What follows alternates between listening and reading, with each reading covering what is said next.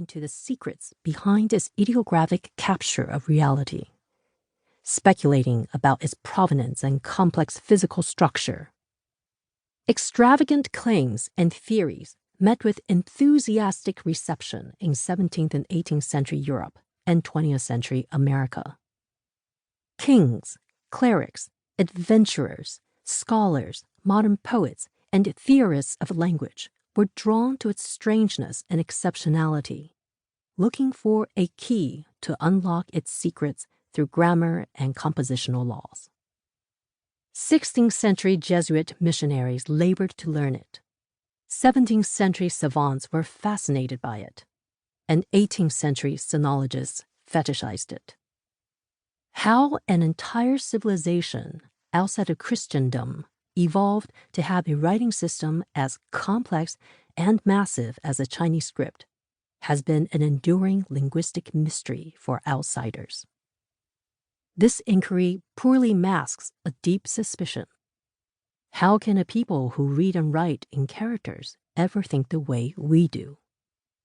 Even in the late 20th century, views like this were touted by Western experts in different fields. Alphabetic thinking, social theorists would say, explains the advent of the scientific revolution in the West.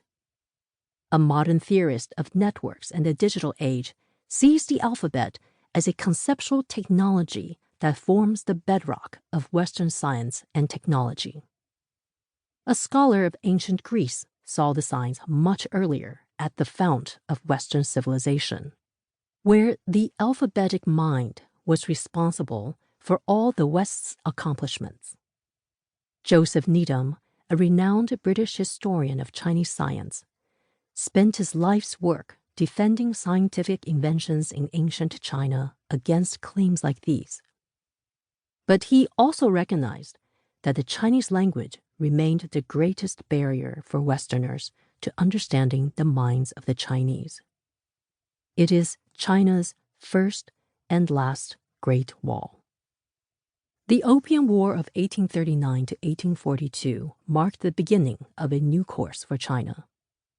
During a series of crises and confrontations with the Western world that would keep China in an inferior position well into the early years of the 21st century, the demise of the Chinese script was foretold by many. Still, the Chinese were hesitant to accept the prospect of a future without their written language. They saw how the Chinese language, like the empire, might not be viable in a modern world increasingly transformed by various branches of Western science and new modes of electricity-powered communication, beginning with the telegraph. But the Chinese language had been the fundamental building block of China's cultural universe. So rooted was the script in the country's history and institutions over the millennia that it was difficult for the Chinese to consider abandoning it. From the grassroots to the highest level of the modern state, intellectuals, teachers, engineers, everyday citizens, eccentric inventors, duty-bound librarians, and language reformers embarked on one of the most extraordinary revolutions of the millennium in search of a solution. That is the subject of this book. The rude awakening of Western cannons firing at the gates, a teetering empire and the last throes of the imperialistic order, an urgency to modernize taken into overdrive by a new political ethos. All these shifts compel the Chinese to embark on a parallel course, to get their language on the same footing as languages using the Western alphabet.